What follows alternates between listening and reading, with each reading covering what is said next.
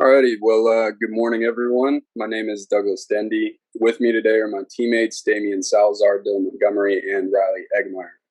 This semester, we've been working on workplace safety in cotton gins during COVID-19. So just to give a brief overview of our project before we get into the rest of it here today. So at the beginning, we were presented with the task of modifying the work environment and or work practices within cotton gins to minimize the spread of COVID-19. In order to accomplish this, we developed a decision tree which provides additional guidance to both managers and employees whenever there is a question related to a potential exposure. This decision tree will be utilized by both gin managers as well as employees inside of gin facilities. And as we always do, I'm just going to restate the problem before we get started. So cotton gins are a part of an essential industry in the United States and therefore are required to remain operational throughout the pandemic.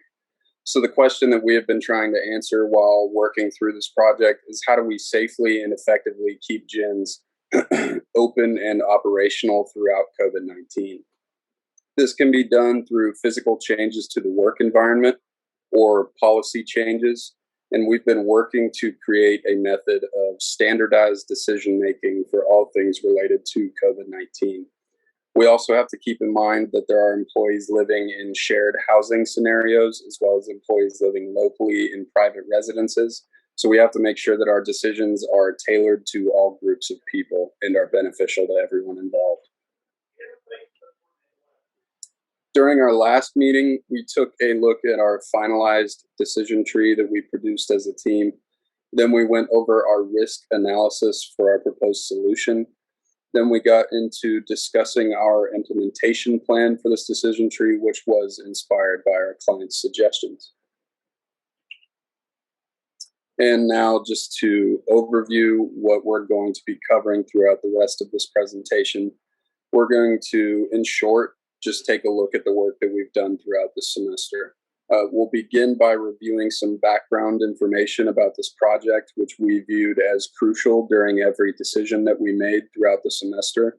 Then we'll get into reviewing our potential solutions that we had at one point. Then we'll narrow it down to our single recommended solution. And then finally, we'll discuss both our risk analysis and our implementation plan for this solution.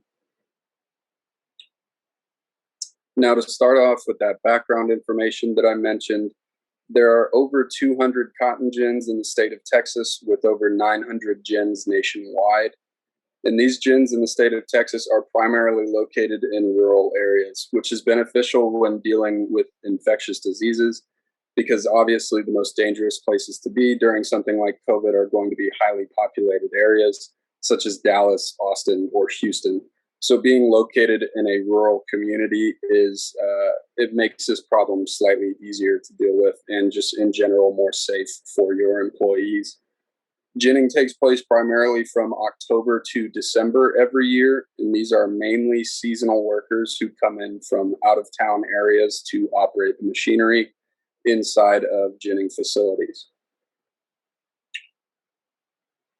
Now, some more background information on COVID-19 and cotton gins. We are not only worried about the spread within the gin. As I mentioned previously, there are employees living in shared residences as well as employees living in their own private residences with family members or roommates. So the threat of an external exposure is significant with something like this. We're not just worried about COVID-19 specifically within ginning facilities. And this is because a large outbreak could cause a total shutdown of a gin during ginning season, resulting in a significant financial loss to a cotton gin. So this is something that we're really worried about. So our decisions must be tailored to differing groups of employees, such as I mentioned, employees with shared residences or private residences. We just need to make sure that our decision tree covers all bases and provides a guide that is beneficial to everyone involved. Now, the Texas mask mandate, as we all know, has undergone changes recently. So Texas had a full mask mandate in effect in a majority of counties until March 2nd. Certain counties were exempted from this mandate based on the number of cases that they had. So if certain counties didn't have enough cases, then it wasn't necessary for them to be mandated to have masks on. Regardless, this mask mandate is no longer in effect as of March 2nd, but we still believe it is important when physical distancing is not possible that employees are wearing masks and remain conscientious of the things that they need to do in order to keep each other safe. So the mask requirement is now fully at the discretion of business owners. So gym managers or gym owners, whoever's making these decisions, will have the ability to determine whether or not individuals entering their facilities will be required to wear face masks. And with that being said, I'm going to hand it over to Dylan, who's going to talk about some potential solutions that we had. Thanks, Doug. So earlier in the semester, when we started looking for potential solutions, we kind of came to the conclusion as a team that we didn't feel that there was a one-size-fits-all solution as far as physical solutions are concerned. Every cotton gin is going to vary in size and layout, and potential areas of transmission at gins may differ. So we felt that, trying to implement a physical solution could be effective, at certain gins, but not widespread across all gins. So we came to the conclusion that a policy solution would be most effective. This way, it could be utilized by every gin, no matter size or layout, different things like that. So as we work through our potential solutions, we came to our recommended solution, which was the decision tree. Some elements that we wanted to have as a part of our decision tree was we wanted to make sure that it was easy to use and follow, no matter employees' reading level, different things like that, making sure that it was easy to follow for anybody that could use it. We wanted to make sure that we clearly defined exposure criteria, as well as listing all the symptoms of COVID-19 for anyone who was utilizing the tree. We wanted to utilize multiple decision paths for varying scenarios that could possibly play out within a gin. And we also wanted it to be formatted in a way so that after we turn it over to our clients, they could have somebody who can modify the document as CDC guidelines change, making sure that the document is always as effective as possible. In our last meeting, we took a look at our final decision tree. This tree here reflects the comments that were made from our clients and instructors, small changes from changing the colors in our tree to hopefully make it easy to read for everybody, taking out the bright reds that were in there before. So now I'm just going to kind of go through a breakdown, just kind of look at some different areas of our decision tree. The first thing, very top of the document that we wanted to make sure was there was the exposure criteria, lay out exactly what it means to be exposed to COVID-19 so that any employee who questions whether they've been exposed can clearly read the criteria and determine whether they have been exposed or not. Following this, we made a large list of all the symptoms according to the CDC of COVID-19. This way they can ask themselves the question, are you experiencing any of the following symptoms? Go through the list and determine if they are or if they are not experiencing any of these following symptoms. As I stated, there's 3 decision paths in our tree. 2 of the paths have to do with COVID positive paths. One is for having tested positive, and one is for employees who have displayed symptoms of COVID-19. Each of these branches of the decision tree both contain differing outcomes according to whether an employee lives in a private residence or shared residence. As we said, that was something that we felt was important, an issue that was brought up by our client, that a lot of times employees working in gyms will be living in shared residences with other employees or in housing where they're in close quarters, so we have to worry about exposures outside of the gym facility as well. Our third path is for COVID negative, for someone who may not be experiencing symptoms, but it also finds a way of determining if they may have possibly been exposed. It asks questions, have you recently been in contact with somebody who has tested positive?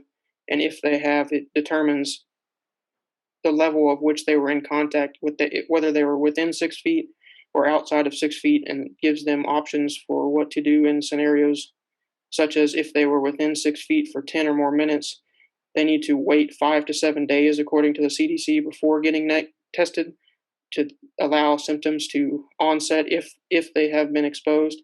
And if they are to test negative after that 5 to 7 day window and show no symptoms, then they may return to work. We just wanted to make sure we included specifics on that, because a lot of times I think people would assume when they've been exposed they need to rush out and get tested immediately. And as we've seen with this pandemic, that this is not a disease that onsets within 24 hours. It has an incubation period differing for different people. So we felt that using the specific times was important. As I stated, we wanted to include employees with private residences as well as employees with shared residence as with separate guidances. So as you can see in our table here, for those who have tested positive, who live in shared residences, we wanted to make it clear that they need to limit movements in personal areas of their shared residence, wear masks when they do need to enter shared areas. We also told them to give guidance on talking to their gym managers if there's options for them to isolate away from their fellow employees to try to keep them and their fellow employees safe and prevent large outbreaks that would ultimately result in a shutdown of the entire facility should that happen. Finally, right in the middle of the document, we included a note that this guidance will be updated as CDC guidelines change, as well as providing a link to a vaccine finder website that I have utilized multiple times to ensure its credibility. This link will allow employees, managers to search for COVID vaccine availability in their area. It allows you to search by their zip code, it provides stock and out of stock, so you can tell which areas around you have vaccines available. And it also allows you to filter by the type of the vaccine. So if you, for some, as we've seen with the Johnson and Johnson being pulled and then re-released with the warning, if you want to filter to not get the Johnson and Johnson, it allows you to do that and gives you locations where you can get specific vaccines. I'm now going to turn it over to Riley. And All right, appreciate it, Dylan. Well, to help maximize the effectiveness of our decision tree, our clients will be provided two versions, one in English and the other one in Spanish. And this will help make sure everyone will fully understand the steps of the tree and make sure they know what procedures to take given a certain circumstance. And this is helpful due to a majority of employees speaking primarily Spanish, therefore may read little to no English. And these documents will be formatted in Microsoft Word, so it's easy to edit and change as needed since COVID protocols are constantly being adjusted. Go to the next one. I'll be talking about a few risks here today. And the problem that was given to us by our clients at the beginning of the semester was based on a major risk. For the past year, the world and many industries have been dealing with the COVID-19 pandemic, including the cotton ginning industry. Our project as a whole is to find a solution to help mitigate the risks that are being posed by COVID-19 on the cotton ginning industry. However, while our recommended solution aims to mitigate the overall risks associated with the pandemic, there are several risks that could potentially arise as a result of implementing our recommended solution. So one of our first major risks that our team considered is that once our solution is implemented, gin managers and employees will treat the problem as though it's been solved or it no longer poses a threat to them. And the solution our team has presented is meant to act as a tool that can be utilized by gin managers or gin employees.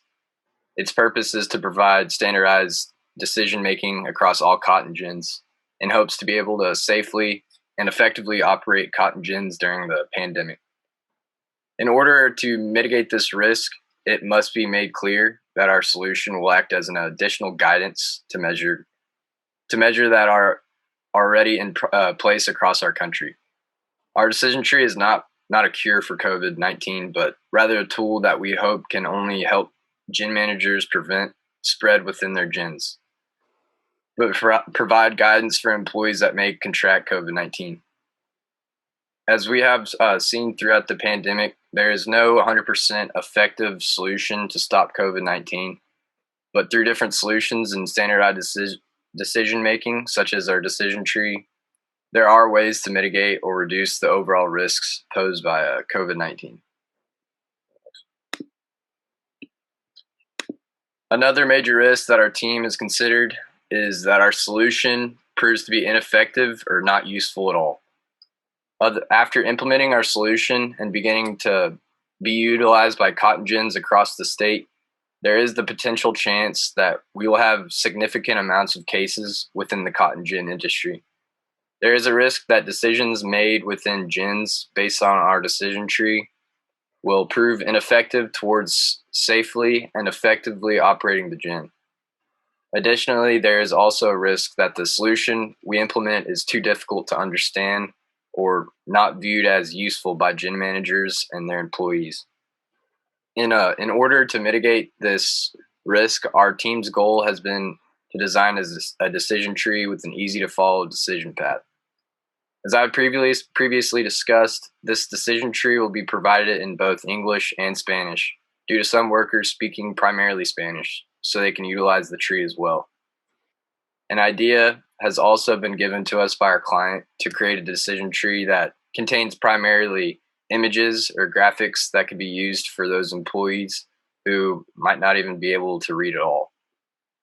In order to mitigate the risk that our solution proves to be ineffective, our team is making sure to use the most up-to-date regulations and guidance that are being put out by the CDC in order to be efficient as possible.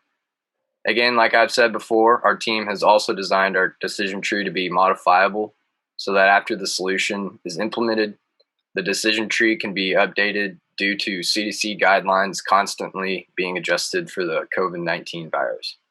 This will help ensure that our decision tree is effective as possible at all times. Our third major risk that our team has identified is gin employees or personnel not being honest about possible exposures or any symptoms they may have. Since ginning is a very seasonable job, many gin employees are only employed during ginning season, and they're eager to work as much as possible during this time to make as much money as possible in order to provide for themselves and their families. We feel that there is a risk that our solution is not effective if the employees are unwilling to report their exposures or symptoms. In order to mitigate this risk, it will be important to make employees aware that in order to best protect their health and the health of their fellow employees, they must be honest about their symptoms and exposures. We feel that it would be beneficial for gin managers to organize pay schedules for those employees that may have to miss work due to quarantine guidelines.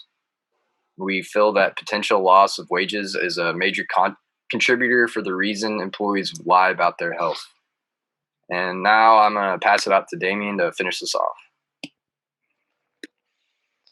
Howdy. So as part of the implementation plan, we found that it will be best to have in each gin a head of COVID response, just someone who can gather all the information, do the training, and just schedule and determine the proper disinfecting and sanitation that goes on within just the gin environment.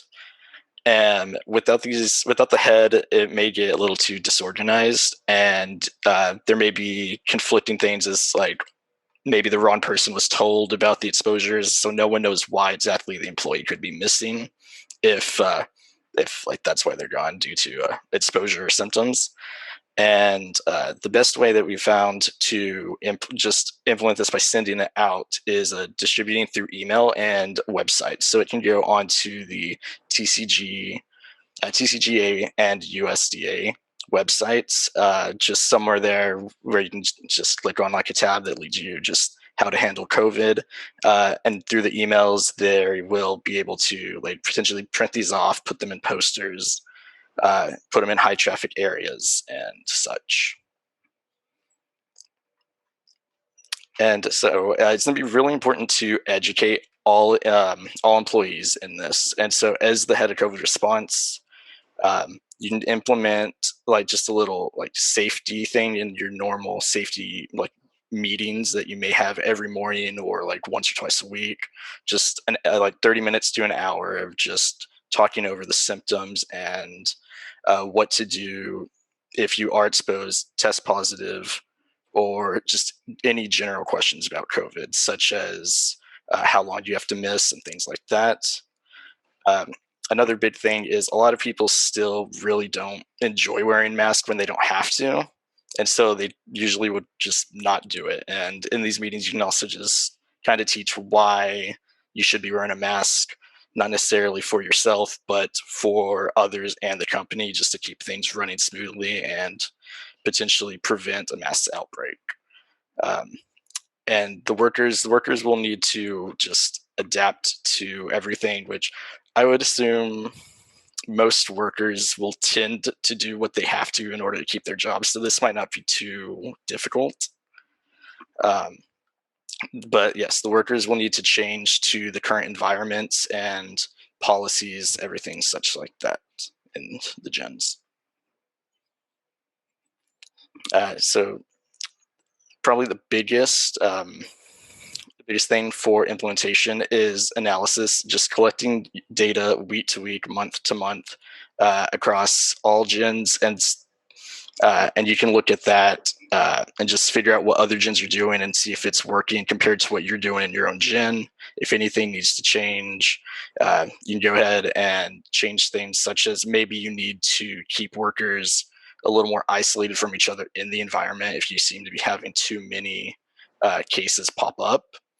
And if not, if they're following good policies, they're social distancing themselves, maybe you can get rid of mask mandates in areas such as like a break room or something where they may not necessarily need one anymore if they're not doing anything such as like eating or drinking, which obviously will have the mask off at those points. And this will help just keep track of this will help keep track of things such as exposure and exposure rates.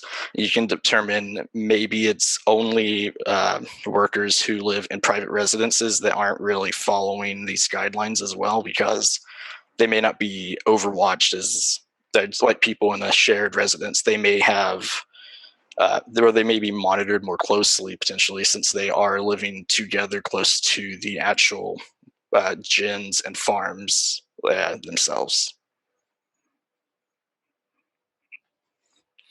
And just a quick summary of our project and presentation.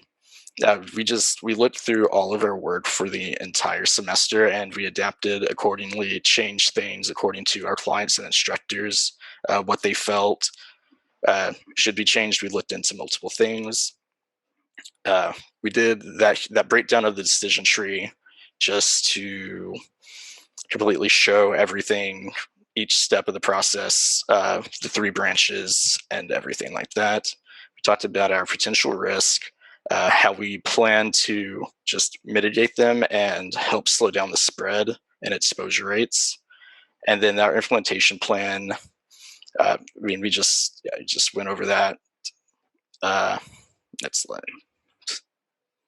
All right, so this is our final physical report, our typed up document. We'll be completing that by May 4th. And we will have that sent out to our clients with both versions of the tree in English and in Spanish.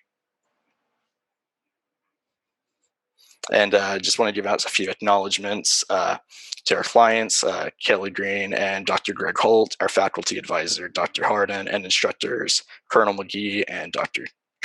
Christel. And now we'll be open to any questions you may have.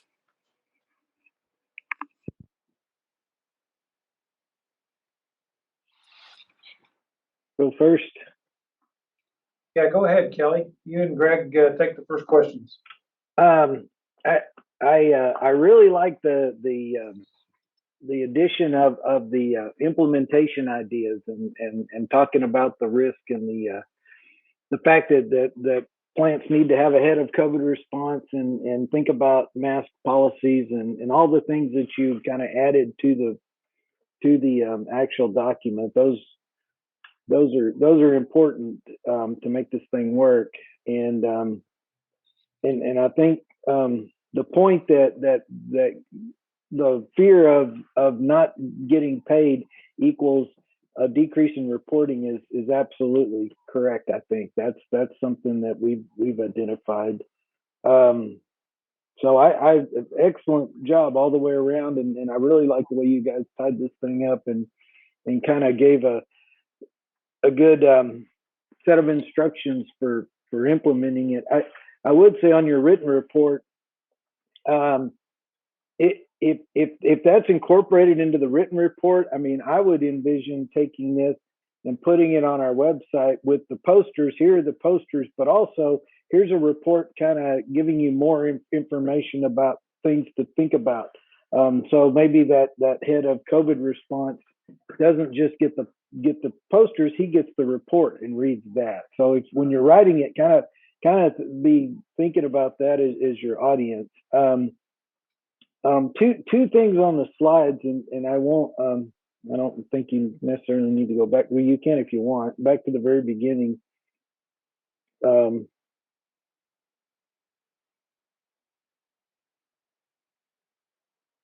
Not that one. Let's see.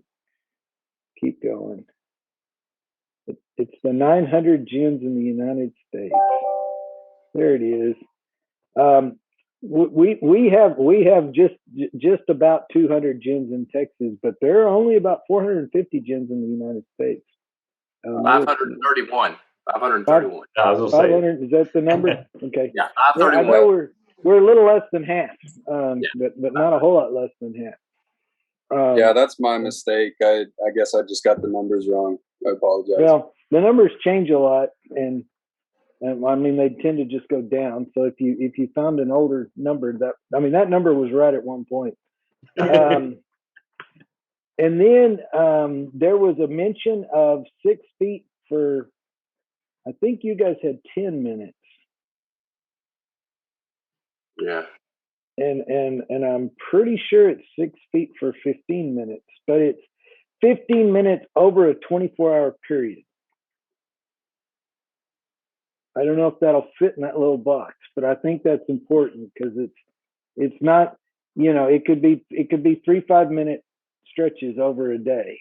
Yeah, Yes, sir, we'll look into it and make sure that we've got all the correct numbers on there from the CDC, and we'll edit it before we send it to you if we need to. Yeah, that Thank you box for was pointing added that in out. that box was added in the slide, so I can make it as big, but I can definitely make sure to add the 24-hour period. I think that is something important that needs to be in there. 15 minutes over a 24-hour period, unless I've got my numbers wrong. But other than that, I mean, that's excellent job, guys. I really like it. Thank you. I appreciate it. Yeah. Following up with what Kelly was saying, he pretty much hit the two things I was thinking about on that needed correcting. But I really appreciated your whole thought process. That it wasn't just here's the poster. You thought about implementation. You thought through the whole thing as to how it would be how it could impact the folks. I really enjoyed the fact that you thought through the whole entire thing. It didn't look like you just tried to do something to get a grade. It looked like you were trying to solve a problem, and I appreciate that. It was really well done, and I would say you correct those because I could see not only Texas Cotton Ginners putting that out, but I could see that being something to send to the National Cotton Ginners, Harris and Ashley, that would be something that National Cotton Ginners would be willing to share to other ginning associations in other regions. Or Kelly may do that with Harrison also to let them know, because I don't know of anybody else that's actually gone through that process and has it, but that is something that they would be, that as a nation, all the ginners would be interested in knowing. Yeah, thank you. I appreciate it. That would be awesome. Oh yeah, it's going to go out to the other associations for sure. Yeah, that'd be very cool. That's glad to know. I've enjoyed getting to work on them, and I know it's something that everybody's been dealing with. So I knew that putting in the putting in the time to make sure that we, thought it all the way through. It could be something that could be useful for a lot of people. Yeah, that was very good. That's mainly the only thing. I didn't have anything else. I do think the making sure it's knows that it's in a 24-hour period is important. Would be important as well. Yes, sir. I'll make sure to make that. I'll make that change as soon as we're done with our meeting to make sure I get it done. Okay, good. Well, the clients are obviously pleased with your report, so I guess we could just kind of quit right now and give everybody an A. Huh? Now Sounds good to me. Let's keep on going a little bit because there's still some learning objectives to be accomplished here. That was a good report. I timed it out at 24 minutes, very evenly distributed among the four of you. So you obviously get high marks in terms of well-organized report and very well prepared. Your slides are good. It was challenging to take that great big table, which is your solution, and divide it up among several slides and talk through it. And I felt like you did that pretty well. That was good. I don't really have any critiques over your slides so much. Let's talk a little bit about the cost or the economics of this. I may have missed that. I know there were some challenges in trying to quantify what are an economic analysis of this. Maybe review that again for me. Did y'all talk about that? We didn't cover an economic analysis in this presentation. We originally had one slide for it, but like you said, we were just struggling to come up with any like quantifiable data in that department. So we chose to not include it rather than just have kind of half-hearted information, Okay, yeah, I understand the challenge of this too, and I just thought we'd talk for a minute here about what some possible ways you could. This project doesn't lend itself to a traditional economic analysis with a initial investment and annual operating costs and a cash flow and rate of return and all that stuff. But there's, what kind of economic impact, could this have on a gin? I mean, obviously you could say, well, if they have a COVID outbreak and they have to shut the gin down, that's the extreme one. So you go from making money to not making any money, and now you're. But somewhere in the middle of that, there might be a way to quantify the impact of having, employees out, because there was concern about, one of the risks was employees were going to not report symptoms because they were concerned about not getting paid. So you're still dealing with some economics there, and that's a tough one. I wish we had thought more about how to quantify the economics of this, but this really isn't one of those projects where an economic analysis is going to be seminal to the answer, because what they asked for was, how to mitigate the effects of the pandemic in the cotton gin. There's not really a cost associated with that. This is what we have to do to keep operating. So I guess I'm just kind of talking through the economics here, and I'm justifying your decision to kind of omit that. That's fine. Okay, good answer, Doug. Thanks. Yes, sir. Go ahead. I would like to add that that is something that you bring that up now that we can try to look into before we submit the final report to our client. So if we do find some way that we can kind of quantify what you were mentioning, that we make sure that they do get that information before we finish out the project. Yeah, just to make sure that your client here is able to inform the gins in a way that almost like another table, explaining to them that, it's more advantageous to continue paying your employees while they're quarantined than not paying them, because if you don't pay them and they continue to come to work, then your gin's going to be shut down. So you might quantify the economics of that somehow, but that's a tough one. Well, I'll add on because I think that's a good point. And I think you can make some assumptions there. If everyone gets sick and the gin's not able to gin, there's a pretty high cost to that. So you might have to talk with Mr. Green or some other gins and kind of get some ideas for some of their bottom line numbers. But I think that's what you want to do because you need to make the case to the gin management that you should follow this, or you might really have a high cost. So. I have a quick question. I forgot to on the on the proofing of the Spanish poster. Who's doing the proofing of the text or of the wording?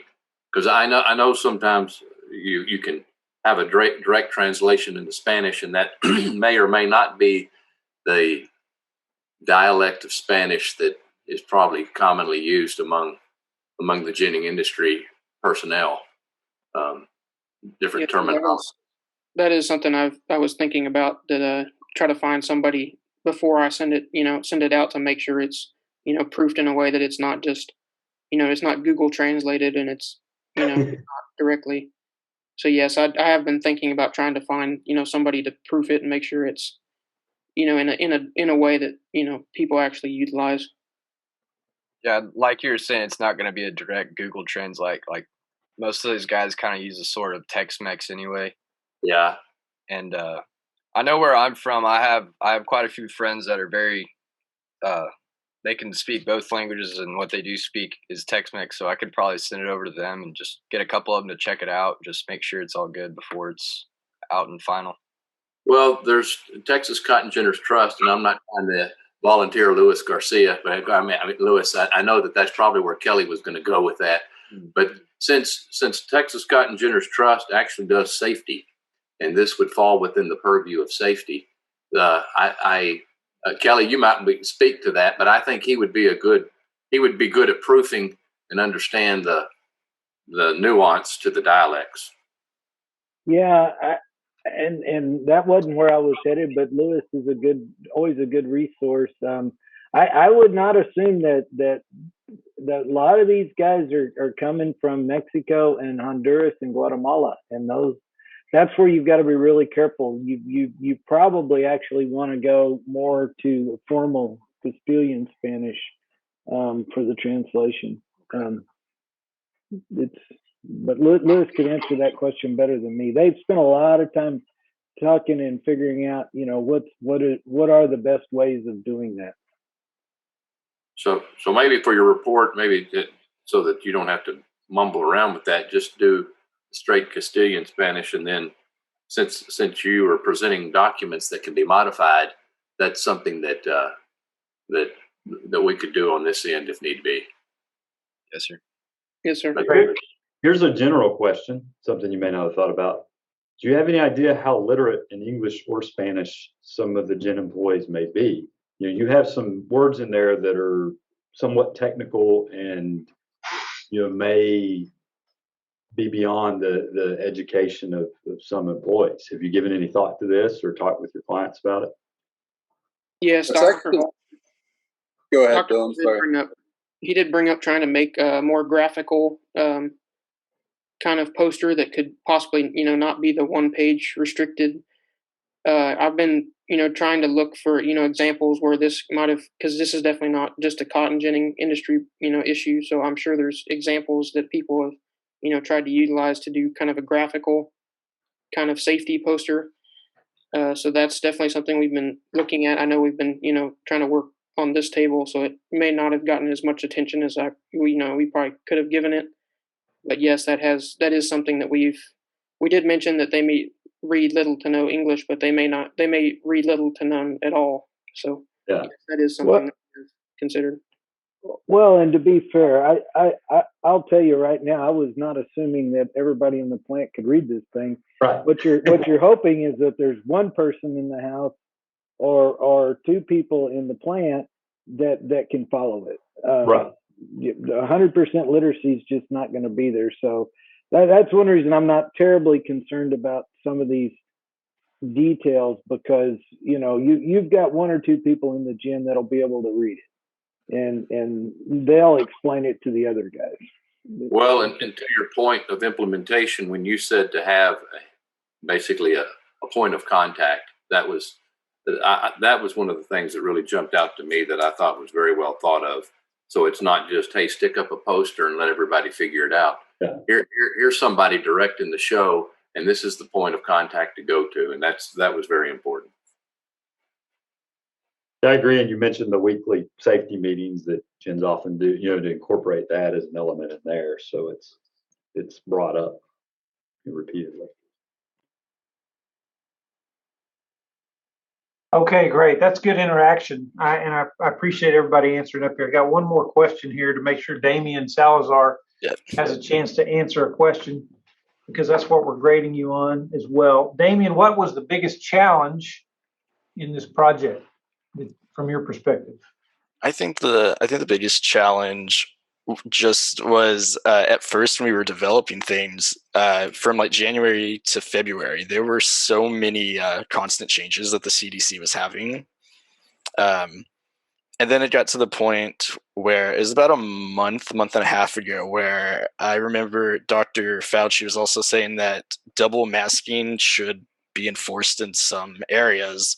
And I don't remember how much we talked about that as a group, but I remember thinking that that's probably not going to be a thing that people will do if we can barely get a lot of people to wear a mask in some positions. So it's mainly just the constant guideline changes, and then just taking the ones that don't really change or change the least and incorporating them the most into what we're trying to do. Basically just take the information and translate it over and having it easy for just employees to understand, as well as be able to convey to, or the managers to convey to employees and anyone else who needs it. Okay. Dr. Castell, do you have any comments or questions? Yes, I just want to compliment this team for doing an excellent job. I really enjoy seeing how much you evolve from what just Damian said, all the challenges, all the uncertainties on this issue. So I'm very pleased, and the fact that your clients are happy, that says a lot to you, right, and to me. I really like how you divided up the decision tree by path and explained that very clearly. That was great. Dylan, great job explaining that in detail.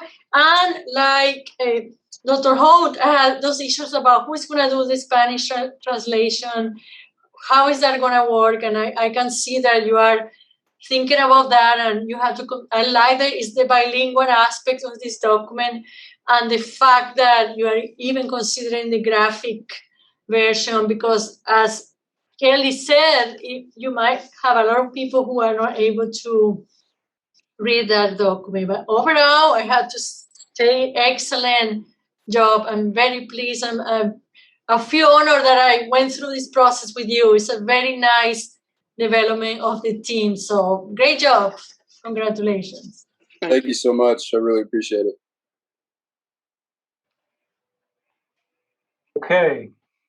I did have one, if I could ask one question of the clients real quick. Just sure. I know Dr. Holt, you had mentioned the kind of that graphical, like she had mentioned, and I when we came up with that kind of head of COVID response, that was kind of a tool that we felt could go towards, possibly, and as Mr. Green said, that there may be 2 or 3 people within the gym that could take this full technical document and kind of explain it across the employees. So that was one method I felt if we were unable to make a graphical table, that we could implement that, or recommend that to gyms as a way to make sure even the illiterate employees could be able to safely and effectively still work at the gym.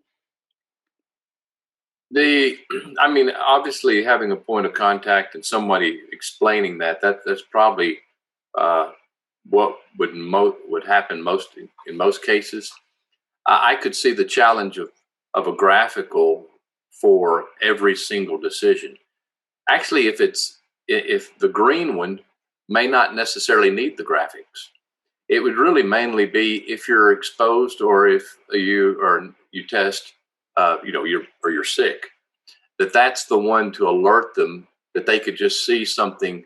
And I don't know that it would have to be with all that in depth. It's mainly just to alert them so that visually they can see something without having to read it. Just like to wash your hands and other things of that nature, that don't put your fingers into the machine. there's signs like that are all over the place in the ginning industry for those that can't read. I mean, it's in English, it's in Spanish, but it's also a big graphic right there that just gets the point across. And so I was thinking of something along that line. I may not have differentiated that, and it really didn't come to me until you asked that question. But that really maybe only if you're infected or if you're exposed, those two routes may be the only ones that are really needed. Because if they're not, they can be explained, hey, you're good to go.